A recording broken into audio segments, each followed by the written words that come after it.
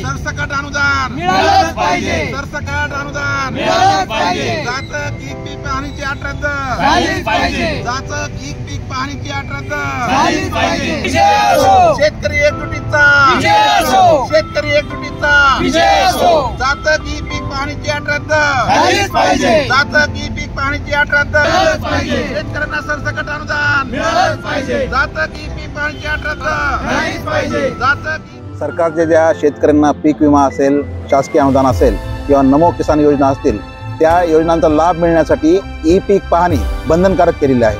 मात्र गेल्या वर्षी सन 2023 मध्ये बीड जिल्ह्यामध्ये 11 लाख शेतकरी जे खातेदार आहेत, त्यापैकी केवळ 5 लाख यांचं ई पीक पाहणी झालेलं आहे आणि तब्बल 5.6 लाख शेतकरी जे आहेत ते यापासून वंचित राहिलेले आहेत। त्यामुळे ही जी जाचकाट आहे, ग्रामीण भागात जर आपण पाहिलं तर बऱ्याच शेतकऱ्यांना अँड्रॉइड मोबाईल नाही आहे, त्यांना त्यातलं कळत नाही आहे। दुसरी गोष्ट, जे नोंदणीकृत ॲप आहे ते सर्व डाऊन झाल्यामुळे चालत नाही आहे आणि त्यामुळं जवळपास निम्म्यापेक्षा जास्त शेतकरी या योजनेपासून किंवा लाभापासून वंचित आहेत।